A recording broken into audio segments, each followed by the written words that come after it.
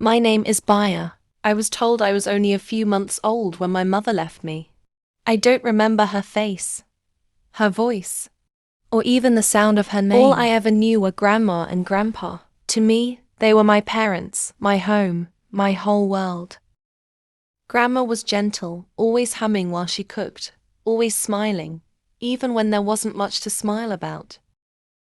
She used to call me my sunshine. No matter what we had or didn't have, Grandma always made sure I ate first. I can still picture her by the fire, blowing gently on my food before feeding me with her hands. That warmth, that care, was the purest love I've ever known. I was her shadow.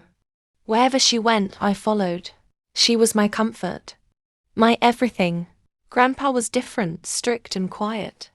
The kind of man who believed love was shown through discipline. Whenever I made a mistake, he would correct me. And if I ran to Grandma for protection, she would hide me behind her wrapper, whispering, "Leave her, she's just a child." But that only made him angrier. He'd say Grandma was spoiling me. He used to say, if a child runs to another adult for protection, that adult must also correct the child.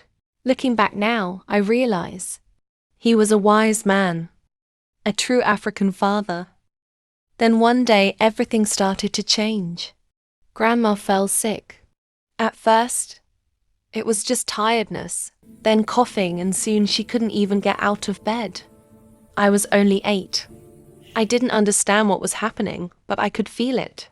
One morning, 2 strangers came to our house.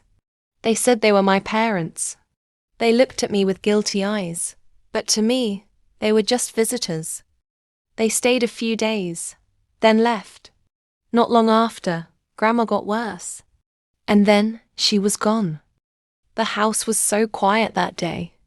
I remember Grandpa trying to be strong, pretending he was fine. But that night, I saw him crying behind the house. At Grandma's funeral, those same 2 strangers came again, my parents. Everyone kept whispering, "That's her mother, that's her father." But I couldn't believe it. The only mother I knew was lying in that coffin. After the burial, Grandpa said he couldn't keep me anymore. He was old and I needed to continue school.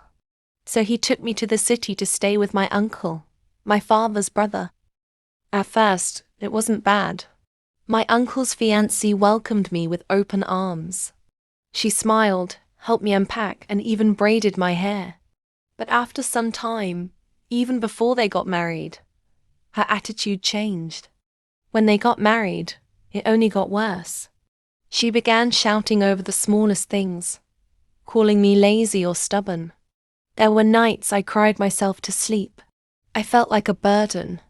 Sometimes, when no one was around, I borrowed a neighbor's phone or even a stranger's just to call my mother.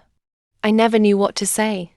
Most times, I just wanted to hear her voice and feel that someone still cared. Every time I asked her to come take me, she promised to try, but she never came. Sometimes, when I think about Grandma, her voice, I realize that home isn't a place. It's a person.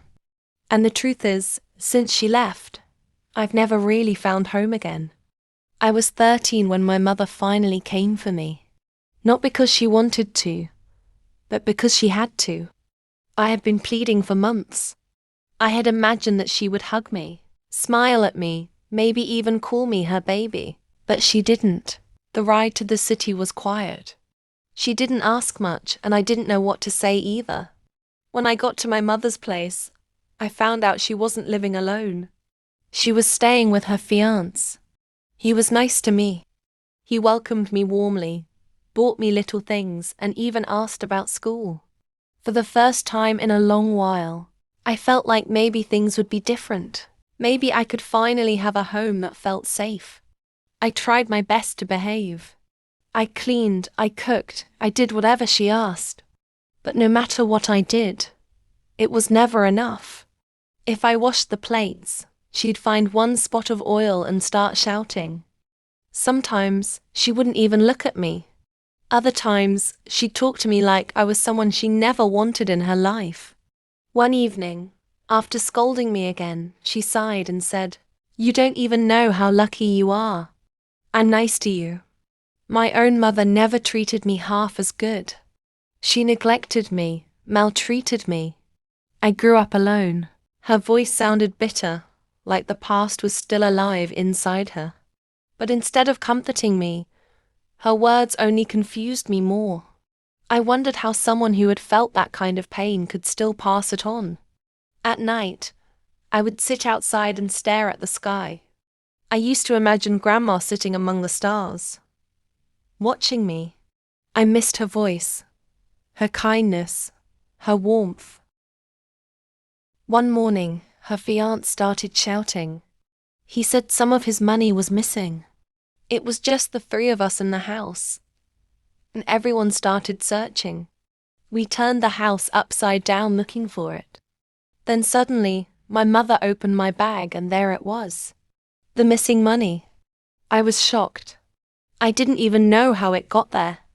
I tried to explain that I didn't take it, that I had never even seen it before. But no one believed me. My mother just stood there, staring at me like I was a stranger. She didn't say I stole it, but the silence, the look in her eyes said enough. That moment broke something in me. After that day, things got worse. She started hitting me over little mistakes. She never treated me like her daughter. Some of the marks she left on my skin are still there till today. Still, I tried to learn something from her. She was very neat, always cleaning, arranging, making sure everything was in order. If there's one thing I carried from that house, it's that I learned to be tidy. After about 3 months, she said she couldn't keep me anymore. She told me she would take me back to my uncle's. And just like that, I was on the road again, leaving another place that was supposed to be home, but never really felt like one. Going back to my uncle's house felt like walking in circles, like life was playing the same song over again. The road was familiar, but my heart felt heavier this time. When my mother dropped me off, she didn't stay long. My uncle looked surprised to see me again. He welcomed me quietly, told me to come inside, and asked how school was going. He was a nice person, gentle, calm, and never the shouting type. But he was hardly at home. Work kept him busy most of the time, and he rarely called me for anything.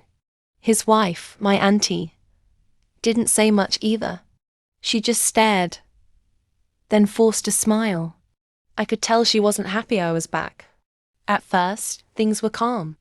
I tried to stay out of their way, did my chores, went to school and kept quiet. But soon enough, the small things started again. The shouting, the complaints. She'd say things like, "You're old enough to know better," or, "If your mother can't handle you, what do you expect from us?" Every time she said those words, it felt like a knife in my chest. I wanted to cry, but I didn't. I just swallowed the pain and carried on. So I stayed quiet, moving from day to day, pretending to be strong. But deep down, I knew the truth. I was just a girl searching for somewhere to belong, and still hadn't found it. But there was one small light in those days: my father. His house wasn't too far from my uncle's, so he visited sometimes.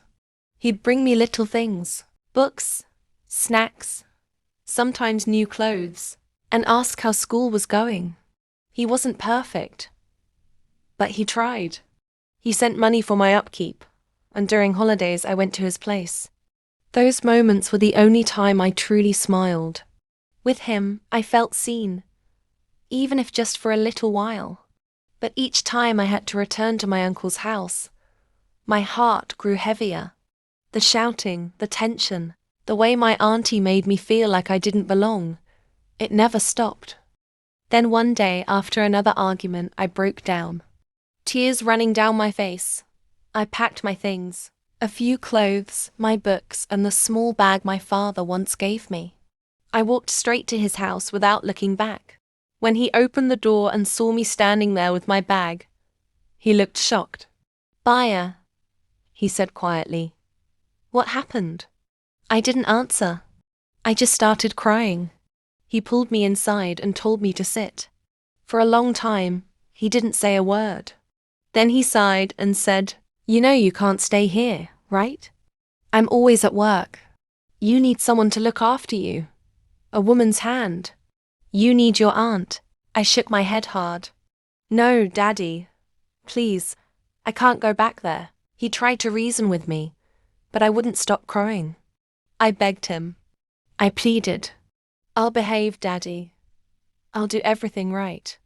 Please don't send me back." He just sat there, staring at me, torn between his work, his worries, and his daughter who had finally run out of places to go. After a while, he rubbed his face with his hands and said softly, "All right. You'll stay." I didn't say anything. I just nodded and wiped my tears. That night, as I lay on the small bed in his house, I felt both relief and fear. Relief that I wasn't going back. Fear that maybe I'd forced him into something he wasn't ready for. But one thing was clear to me. I couldn't keep running from house to house anymore. Even if it wasn't perfect, even if my father was barely home, I just wanted somewhere, anywhere, I could finally call mine. Sometimes, though, I still miss my mother. Not because of what we shared, but because of what we didn't. She hardly called. Sometimes 6 months would pass without hearing her voice. She never visited, never asked how I was doing. It was as if I didn't exist in her world. Still, a part of me held on to her. I missed her in ways I couldn't explain. Maybe it was because I wanted to understand her, or maybe because I just wanted to be loved by her. Even the few harsh memories I had of her made me love her more, because they were all I had. And in the quiet moments, I would tell myself, if this is what it means to have a mother, then my children will never know this kind of pain. With the way I never received love from her, or even heard from her, I promised myself something, that when I became a mother, I would love my children with every fiber of my being. I would never neglect them. I would never be an absent mother, because I knew what it felt like to crave love that never came. And I swore that cycle would end with me. Even now that I'm older, I still ask the same questions. Why didn't she ever hold me close? Why didn't she ever try to know me? Why did it always feel like I was just a stranger she gave birth to? You'd think that as time passed, things would change, that maybe we'd grow closer, talk more, share laughter, or at least memories. But nothing changed. She still feels distant, like a shadow I can see but never touch. She doesn't know anything about me. Maybe just my complexion, my height, and my name, and that's all. From when I was a child till now, as an adult, the gap has never closed. The void remains. But I never judged her for leaving me. I never blamed her for the things she didn't do. All I ever wished for was a chance for us to start over, to do things together, to fill the empty spaces of the years we lost. Because no matter how far she's been, a part of me will always long for the love I never received. When I look back on my life, I see what the absence of love can do to a child. Not just to me, but to so many others who grew up the same way. A child without consistent care and affection becomes emotionally unstable. We struggle to handle stress, stay calm, and build trust. Sometimes, we believe our anger or stubbornness is strength, when really, it's pain we never learned to express. Mentally, it changes you. You start to pull away from people, believing you're not enough. You stop trying to fit in because you're scared of being rejected again. And when there's no one to guide you, the world becomes louder. Friends, strangers, anyone who shows attention starts to shape your choices. That's how many fall into the wrong hands, into the wrong habits. But the hardest part is growing up without a mother's love. It leaves a gap nothing else can fill. It makes it hard to open up, hard to trust, and even harder to love yourself. You see, a child who never felt a mother's warmth finds it difficult to show warmth later. You can't give what you never had. Because I've learned that good parenting is not about being perfect. It's about being present. And when we raise children with love, patience, and guidance, we don't just build families. We build a better world. Life has a way of healing us in places we never thought could heal. I may not have grown up with a mother's love, but I've learned to become the mother I once needed. And as I watch my children laugh and grow, I know the cycle has ended with me. Because love, real love, begins here. In this home, in this moment, in this heart.